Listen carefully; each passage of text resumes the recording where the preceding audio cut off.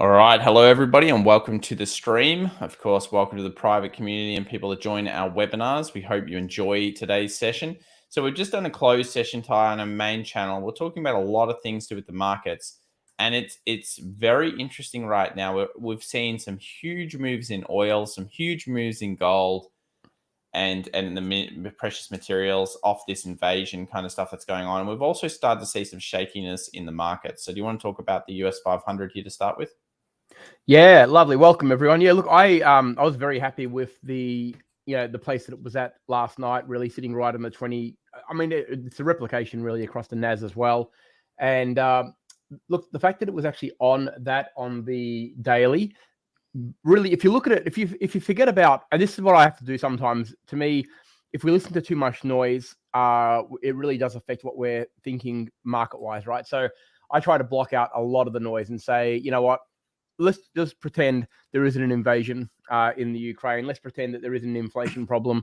Let's pretend that nothing is out of the ordinary, and let's just look at the technicals. And if you do that, a lot of the time you're going to find that technicals are actually setting up even in a volatile market. You don't get influenced by what someone said on TV or what all the newspapers are saying. So in my mind, I look at the SP 500 right here, touch a 20 moving average. For all intents and purposes, it's a downtrend, right? We know it's a downtrend. It's got lower highs and lower lows forming on a daily chart, no mucking around. Touch the 20 and looks like it wants to sell off. So realistically, there's not a hell of a lot more that we need to know other than, other smaller time frames behaving themselves, and they were yesterday. And if you took this short, you're probably already in for a little bit of profit. And like Thomas was saying earlier, the weakness could certainly continue here, especially after Papa Powell talks.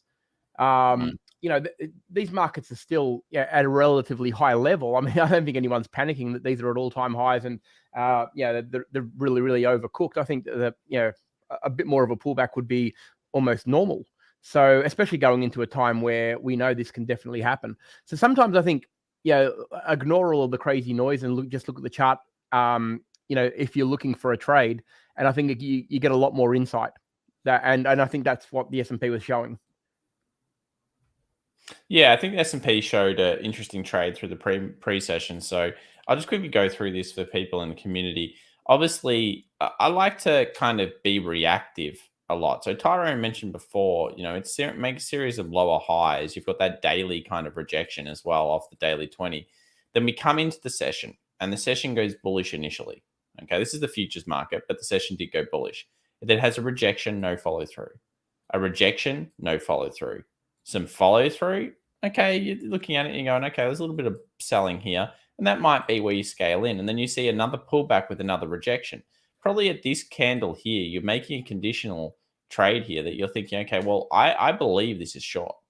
Not only is there a market that's gone down here, but you've got 3 rejection candles. You've got a further rejection candle off the pullback.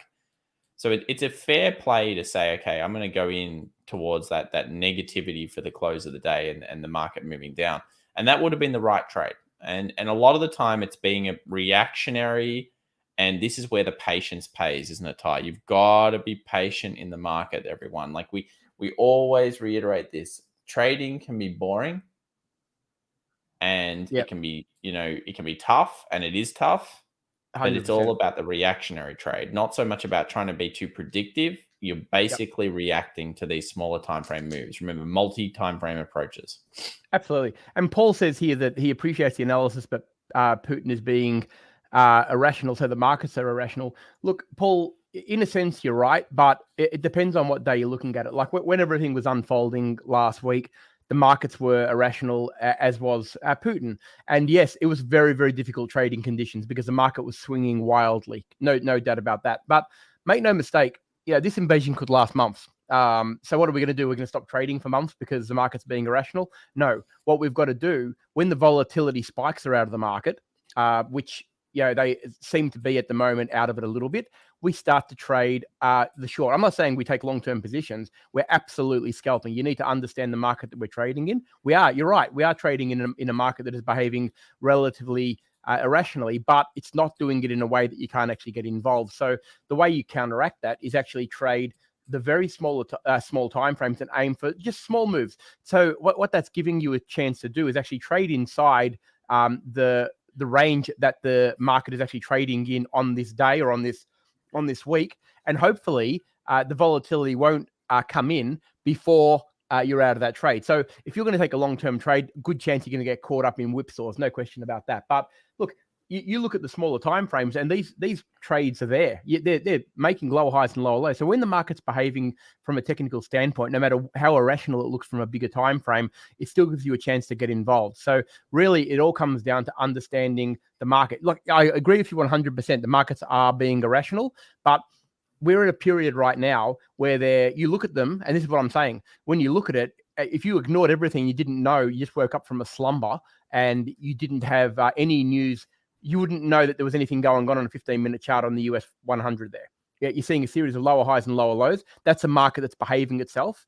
And although overall it's a little bit crazy, it's still tradable. Yeah, well, I think there was multiple trades. It's a bit uncertain here in the morning, though. I was watching some of this and I was like, it's like a lot of rejections. I think the SP500 gave you a clearer, but once it broke underneath here, we had some nice scalp returns up to the high. You just got to be fast, nimble, and taking those kind of quick picks. So we've got two opinions here. We've got Kim saying he's taking the Widowmaker trade, which is shorting the VIX. Whoo! Okay. So he's shorting that VIX off and basically trying to pressure that one down. And look, I think he's shorting it into probably the Jerome speech. Most likely Jerome says nothing much of interest and leaves it up to, more what's actually going to go on with the rates. And if that happens, then obviously the VIX could decline. But look, the VIX trade is always a risky trade towards the short. You want to be thinking about it more from, okay, when it gets to this, where does my stop loss have to be as well? How long is the market closed? Because the market for the VIX trade can close and therefore you can get gapped on a lot. So you've just got to be careful here with the VIX trade. I prefer like the 37 for that trade, but yeah, hopefully it works out for you, Kim. And as somebody said, Gary here said it's kind of like swelling, Ty. The VIX is going up, yet the market hasn't gone down that much. So it's a very weird conundrum. Market strength, like market's kind of weak, but only down 1.4%. Yet the VIX is getting close to where it was in the peaks of everything that was going on with the invasion. It's clearly uncertain here. Yeah, no question about that. We've both talked about it before in the sense that, I understand the mean reversion trade, and it makes a bit more sense from a standpoint. If you're going to use TA on the VIX, a mean reversion is probably the one you want to use, because that's what you're kind of looking for. But it's a dangerous. You want to keep them short and sharp. I tell you what. And if you're doing that and you understand, what you're actually doing there, I think it's awesome. And I think it's all about understanding the market that you're in. And I know you do, Kim. So there's no issue there. But if you understand that you are in a market that can flip on a dime and you're prepared to actually exit or enter on a dime, then it's perfectly fine. And it's one of the TA techniques that will work on the VIX, I think. So yes. I don't disagree with you, but boy, oh boy, if it was me, I know Thomas and I can't sit in front of the charts all day, and I'd be as nervous as hell if I was doing it. So, well, that's part of the reason. Yeah, exactly. Yeah. It's part of the reason why I think the oil trade's been a bit tough for us, Ty, because we own it in the stocks, but we certainly don't own it. Well, I don't anyway. I don't know if you own it, but I don't own it in the oil trade in the commodity, because I don't know. Like, I mean, this is clearly going hyperbolic now, which is what happens usually at the end, and you get some wild moves. I mean, when you get hyperbolic moves like this, which it is, I mean, sitting at 106, it's gone up $1 in the last, I don't know, the last few minutes. Like this thing was 105 during the stream. It's powering this oil trade, and what's happening is everyone's jumping into it, and there's excess. And I'll tell you this, if this continues on a hyperbolic move, even if it does this and holds here, there's a good chance there's going to be a day where it's going to drop 5%. And then it's probably going to recoup a bit, but it's going to have some wild swings. So just be prepared. If you're going into it, wild swings ahead. Yeah. What do you think, Ty? I mean, very strong right now in the markets. Oh yeah, it's one of those ones. Now look, this one is one of those ones that's absolutely being influenced by what's happening. And this is very difficult to trade. To me, if you are trading oil, you've got to be watching it like literally like a hawk. And you've got to remember, as much as that's okay for some people, the majority of people haven't got the time to do that. So it really is one of those ones where we would certainly, I wouldn't trade it, because I think there's better trades that I can probably rely on a little bit more steadily. If you're trading it and you're trading it successfully, good job. There's actually nothing wrong with it. It's just a case of you've got to be really careful. That's all. And to me, I don't trade when I have to be really careful. It's as simple as that, because there's enough trades that you don't have to be. There's enough risk in the market as it is. You don't need to add a layer of complexity and risk to it, in my mind, anyway. So I think that I would rather stick to the ones that are a little bit more stable, because at the same time, whether you make 2% on oil, or you make 2% on gold, or 2% on silver, 2% is 2%, right? And I think that's what it comes down to. You don't have to make it on a particular instrument that is proving to be a little bit risky. So that's my take on it. But Paul says we have helped him to have diamond hands. That's awesome, Paul. I'm glad that is the case. We're going to introduce a new term. It's going to be an FX evolution specific term shortly, where it's actually going to supersede diamond hands. We're going to actually go with the emerald hands. Okay. And we're going to go with emerald hands for a reason. Emeralds are actually more expensive than diamonds, and emeralds are generally green. And we know that green is good. And we're generally holding for the long haul. Everyone's candles that go longer green. So it's the emerald hands. That's going to be the absolute peak of, fortitude and being able to hold trades. All right. So note that one down. One thing about diamonds is they're technically a scam. Remember that. It's run by like one company that sets price. Yeah, they're not rare. There's lots of them. Emeralds are far more rare, and that makes them far more expensive. So our FX evolution community is a rare breed of traders. Okay, so we're going to have emerald hands. Okay. All right. So US oil sitting at the 106. You can see that's a big peak from back in the 12, 13, kind of 14 period. It's a pretty big deal. It's a huge move, but it's a pretty big deal here. Let's move into gold. I mean, obviously the trade here is long. It's kind of similar to oil in some ways, as you might say. But Tom, would you trade gold as much? Well, I think gold does present risk, and you can see it's got a very similar, big sell-off similar to the oil trade, and obviously the recoup. But there are two facets to gold. Gold it has other reasons to be going up as well, and it can hold possibly a little bit more against it. Now, it's not really so much of a an invasion play here. I don't think gold. I think it's moving up also because the yields are going down. There are some things that gold tends to do, and that is one of them. And what we have here is we have a series of higher lows, and we're basically breaking through that 1922, which is something that I mentioned in yesterday's video. Yeah, it's a fairly big deal. At 1942 here, Ty, I feel like it's in the middle of nowhere. I could see it easily going to 1960 again here. What are your thoughts? Yeah, I agree. I think it's got easy and plain sailing all the way to 1960, really, when you look at it. So yeah, it's a difficult one to get into right now. If you took that break at the 1920, yeah, absolutely love your work. And and I wouldn't necessarily be taking my profit here either, by the way. I mean, that's, to me, it's in the middle of nowhere in the standpoint of actually entering the trade. But I think if you're actually already long and you've already got that buffer, as much as you might take a little bit of profit here, or maybe break it even and take some risk off, I think it's got more in it. And if it does go, you would think I could easily see this getting to 1970, 1980 again, really. And once it gets that close, it doesn't generally stop until it gets to 2000. It's just how it is. It'll draw the 2000 like a magnet. It'll bring it up like a magnet once it gets that close. So 1960 break close. I'm thinking 2000, but I'm thinking even maybe all. 2000 in the first instance. Yeah. 2000 will be. That'll happen during Tom's stream. Yeah, it could be pretty wild there, I think.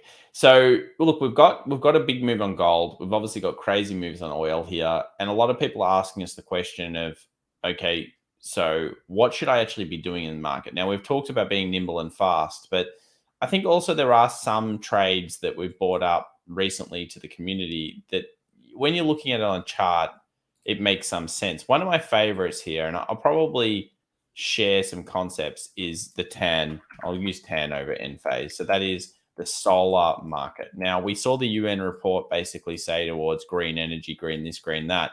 We've got this big kind of buy candle over here, which just shows just out of the gates, Ty, it's done, it just went crazy. And then since then, this is before the report. So we got huge move. And then we've seen significant volume change here in the last couple of days. And it's basically moving off that news. So counter to this, I talked about it just in the stream then.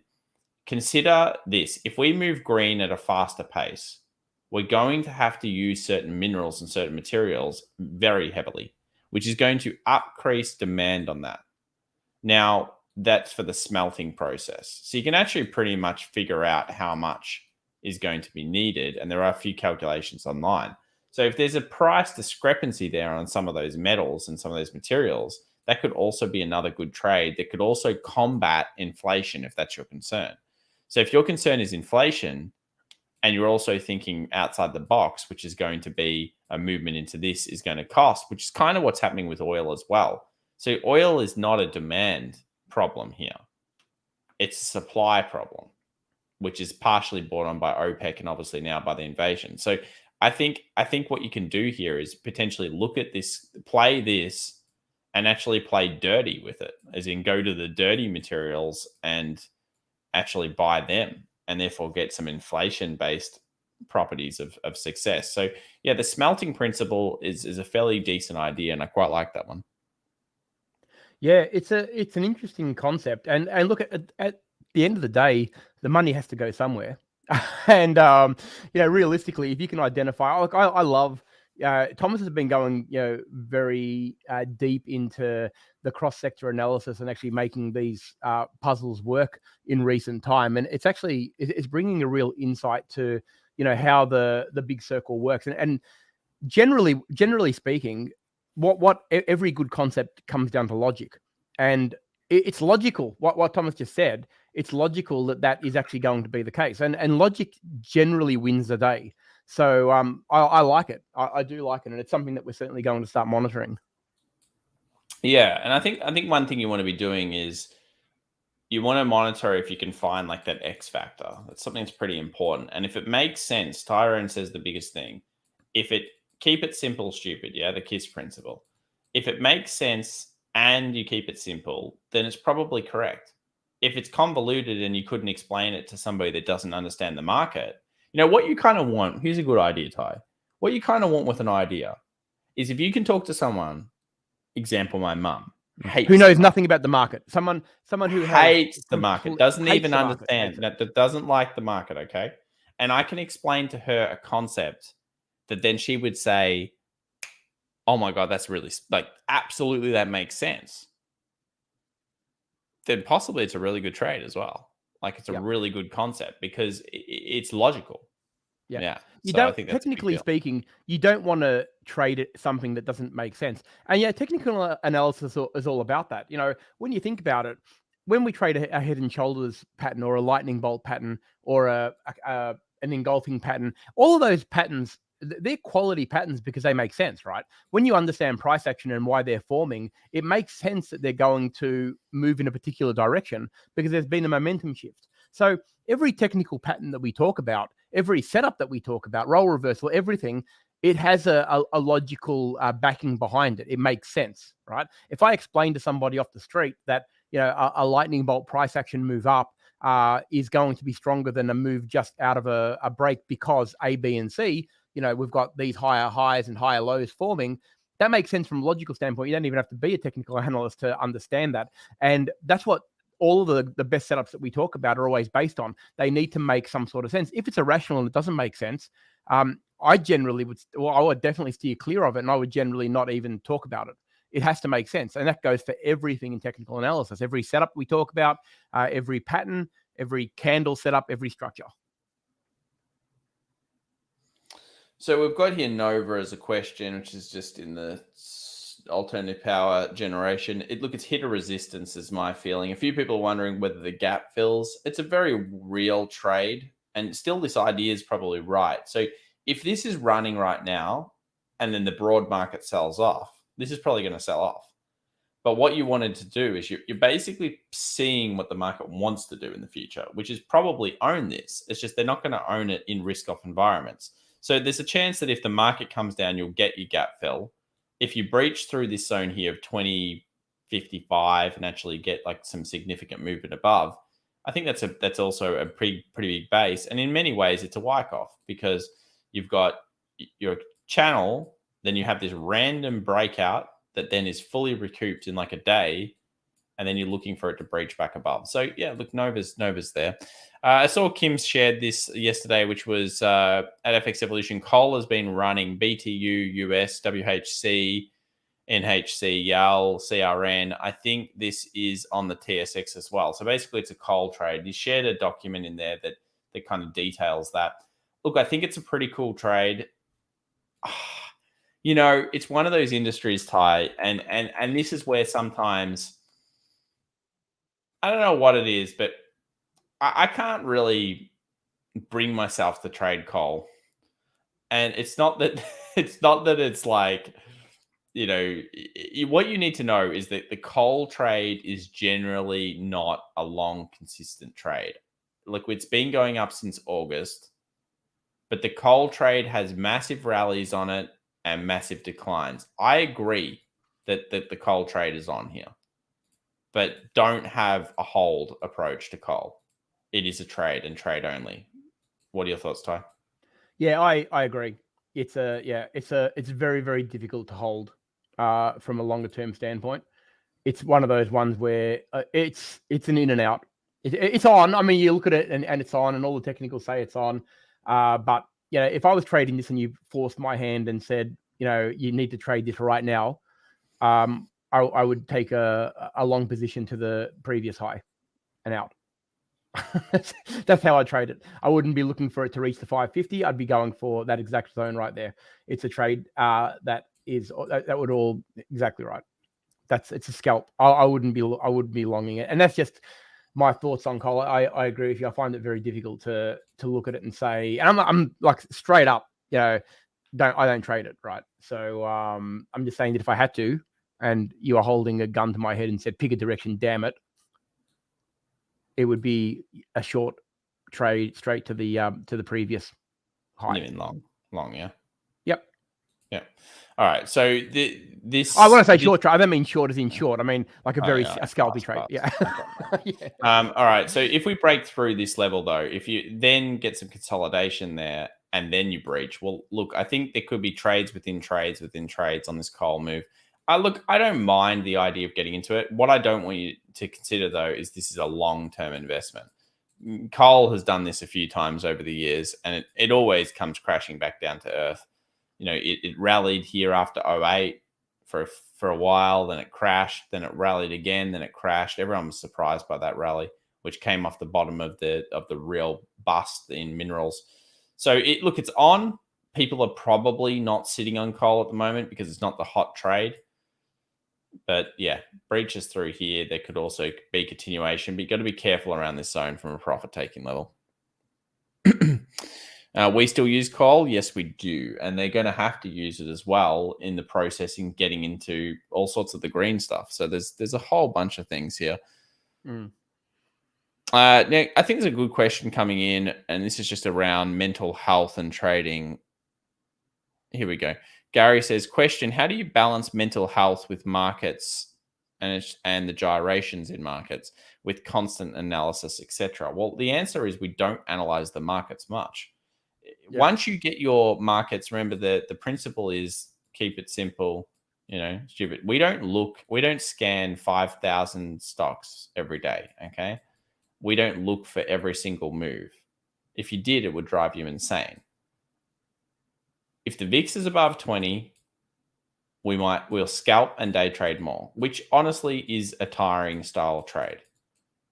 But you've got to ask yourself the question of how often is the VIX above 20? When the VIX is below 20, think of that as your business is slowing down, going to the more consistent daily approach, and therefore you can come in and do less. the mental health thing, I think what you're doing, which is staying fit, is good. I'm not the pinnacle of that. Tyrone probably is. I feel like YouTube's killed me a little bit in the last 2 years, which is definitely something that I've got to consider in my trading. But it's more about YouTube and streaming. So mental health comes down to what risks do you take, and how often do you want to sit in front of the charts? Build a system that allows you to make decisions within 45 minutes in a day. Okay. Build a system where you have risk parameters that don't allow you to take insane trades, or at least if you do take them, you take them with risk you don't care about. See, that's what we mentioned in oil. How do we balance our mental health? If we're in the oil trade on stocks, Tyrone and I don't care, because we know about our stocks and we're comfortable with them. We've got natural gas and oil plays. However, if I'm in oil, I would be watching it all the time. It stresses me out, and I'm going to be sick. So I think that's the big thing there, Ty, isn't it? That we don't want to stress ourselves out, and therefore we 100%. choose not to take certain trades. Yeah, and the most important thing that we haven't probably touched on, but it's probably the most vital thing to your mental health. Make sure you use the correct risk management. If you use the correct risk management, there is no reason to ever be losing sleep over a particular market move or a particular stock tanking, because at the end of the day, the worst you're going to lose is your risk parameter, which is should only be 1%. So realistically, risk management is probably one of the biggest factors of draining people's mental fortitude and health, really, because they're sitting there stressing about a position. If you're stressing about a position, then you probably shouldn't be in that position, or you're in that position for far more than you are comfortable with. So realistically, if you've got a stop loss in place, it wouldn't matter it doesn't matter what you're trading, really. It doesn't mean that you trade recklessly. So I'm saying you still need to be making sure that you're making the right trades, but realistically, make sure you got stop losses in place, guys. It's so important. Don't leave it to chance, because that's what brings about people's breakdowns and people really not being able to handle their emotions. It's all about risk. Let's talk about the final thing here, Ty, which is I want to talk about sectors. So I guess we'll do some currency in a minute as well, and the crypto. Everyone with crypto, I think you're pretty well aware. Bitcoin. If it holds, Ethereum can move to 3,200. Other than that, Bitcoin's at resistance at this stage, and 46 is the big breakout. Okay, so that's a quick summary for the Bitcoin. Gold here, GDX ties. This is gold miners. Think if it breaches the exact same time as we get that. If we get minerals, like let's say gold manages to get through 1960, I think miners could run even if gold stabilizes. Miners are well under where they were, and they're still underappreciated. You can see it here. They're very underappreciated. And remember, if the US 10-year is actually dropping or just starts to stabilize a little bit, the gold trade could really start to happen as well. So I don't mind that from a sector. I think that's pretty good. Tyrone, you agree, I assume, on that one? Yeah, I do, 100%. Yeah, that makes perfect sense. We've also seen some pretty big moves towards XME, which is obviously metals and mining. That's doing well. It's a mixture of an inflation trade. There have been trades within trades. Look, I didn't look at Lockheed today, but I assume Lockheed went. Let's have a look here at Lockheed. Lockheed Martin would have gone up. Yeah, I think that trade. I'm not sure if if you've missed the boat on the Lockheed trade. So look, the thing with, probably not. There's probably more in it, but it's had 3 big days.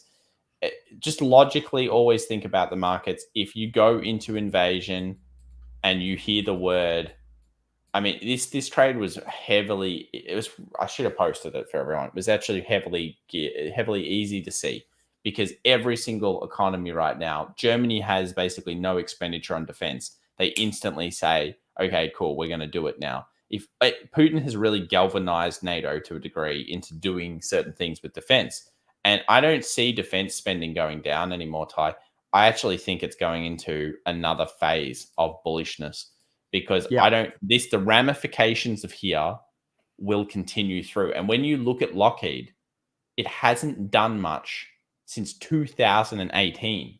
In fact, it's just been stabilized. So it might look like you're missing out on this, but what do you think about the outside the box on these potential war stocks? I think I agree with you that I think that this invasion has probably solidified a lot of the spending on defense, and it's almost a wake up call. because I think a lot of people actually thought that we were at a time and a place now where this is not going to happen. And I think what he's proven is that a maniac in charge can do anything. And realistically, if it can happen in 2022, I don't think that countries are going to take their defense for granted anymore. I think it actually, although they all became aware of what was happening in the last month or two, I don't think anybody actually believed it would. So I agree with you. I think that it's probably going to really bolster countries' planning now, and they're probably not going to take the foot off the gas any longer, especially throughout Europe. Exactly. So maybe not so much Lockheed, but any of these kind of plays, especially Europe, as Tyron said, Europe, they play into Europe, adding extra, money into these types of stocks. That's the one, because they've got no expenditure. The US, you see the Republicans basically say you have to put an extra 5% of GDP or something into defense. Now, Ty, I see this as it's a massive negative, but one positive I do take out of this is I think, and I don't want to get geopolitical too much, but I think that the chances of China-Taiwan conflicts are actually lessening by the day. Because what we've just seen is the severe ramifications, both geopolitically and monetarily, that's happened to Russia. And I feel like this is going to actually, for at least the time being, pull back. Somebody said to me once that pretty much this is the scale of where big horrible wars happen. You start off with currency wars, which is where I believe we currently are. Then you go into trade wars, which I think will continue to be big discussion, and this is kind of also where we are. So we're kind of in this hybrid, and then after that becomes the really serious problem. So that could be a while away now, and I think for at least the short term, it's temporarily come down. But yeah, expenditure into defense is going to be a big deal, and I think this is a very good hypothesis. It goes here first, then it goes here, and then of course it ends up in humankind doesn't tend to do well over the long term. So yeah, defense plays I really like at the moment, Ty. I'm a big fan of the mineral plays still. We've been iron ore fans for a while now. I don't feel like that's something we're going to actually take a short position on. That's for sure. I'm still positive on iron. Your thoughts? Yeah, no, yes, same. There's really no reason from a technical standpoint to think otherwise. I think that it's still looking good. Jasvin says defense stocks have gone up. Can we still get in? We chase or wait for pullback? Depends on what your plan is. For a trade, you could probably hold this for a little period of time. I'm thinking a year kind of hold. It could be defensive. I mean, we're talking, we want to see governments increase expenditure, and you're talking about countries that move slowly, usually giving contracts out. So it's probably a longer term trade, really, isn't it, Ty? If you believe in it. So I don't know about price being a big problem, but yes, you would like it to pull back and then move forward. So you'd be looking for pullbacks, but I think scaling would probably get you in better. I think so. Yeah, it's one of those ones where you don't need to just jump in. I think it's a longer term play. Yeah, I think it's a longer term one. Other sectors, let's just go back over here because sectors are what we like to do here. Let's have the year to date so far has shown gold coming out. Obviously, Jets has now turned negative. This invasion's bad for Jets. The people don't travel in times of conflict as much, so don't think the recovery plays on there. And it's showing us that XLE, that's done, by the way. It hit the resistance. It's done. So if you didn't know, of course, when the invasion happened, it was no good. XLE 28.45 still leading huge. We've got agriculture still holding strong. I'm not sure about the ag play. It's just too defensive. XLP in compared to XLY, so consumer staples are doing quite well versus discretionary. Discretionary being down like this kind of shows you that the market is not so healthy. And I still like the tan. So I think it's really the tan play for me here, the gold play, the minerals continuing to be strong. And maybe we'll end up getting maybe some healthcare later on as well. I mean, anything else that you like in terms of sectors, Ty? No, I think that Look, it's one of those ones where I think we've covered nearly. It was a difficult one this morning because you've done so much in your live stream, and I know you've covered a lot of it. From a sector standpoint, I think that it's a bit of a watch and see at the moment. It's a difficult one to just sort of preempt. I mean, you pretty much highlighted all the ones that we're watching. From the only one I would probably consider, and this is probably a cyclical thing as well. The energy sector is probably the one that I'm watching the most closely, and that's mainly because we do have reasonable plays inside of it, but it has had a very, very good run, and it's at a very, very important zone here. As you can see, it's broken through that bit of a role reversal that we've got drawn there. It's at an interesting place, and I think that it could be due for a bit of a potential pullback. But if it doesn't pull back, you can see that higher point of that channel is where it's more likely to lead. I don't know if it'll go there in one hit. I expect that we're probably going to see a bit of consolidation here, but I reckon a reload at this zone here could see one more big stint and push up into it. But I reckon that might see it out. That's the one I'm watching very, very closely because I think that it's had a really, really good run. Okay. Yep. I have a question here. Check Nutrien, which is chemicals agriculture. Well, that's done amazingly well, and it's been a big breakout. So well done on that one. Yeah, look, some agriculture stocks are very, very good, and you can see that because they're holding up against the rest of the market. But yeah, I don't really have any strong. I mean, look, all the usual candidates. Obviously, Microsoft, I think is a great company moving forward. Square's earnings was good. I just don't like Jack Dorsey, so it's not so much I don't think Square can do well. Jack Dorsey just when he bought Afterpay and Tie, I have no faith in him converting. And you can't. It's hard to hold a business if you don't have faith, because if you're thinking about it from the investment perspective, then yeah, that's a big problem. I've shared the community as well. This watch list as well. So if you want to grab that, you can. Look, we've got quite a few things at resistances. We've got SPLK and accumulation bases. We've got PLTR starting to do a little bit better. That could breach. There's still more in it. You've probably got SoFi also after today's result starting to come in. These are all a bit riskier plays. I like genomics as long as the rates go down a little bit here, and maybe it's not as bullish as you think on inflation, then things like genomics could start to do well. Even ARCG, I haven't lost faith in that one. I wish they'd take TDOC out of it, but that's okay. ARCK, obviously still weak.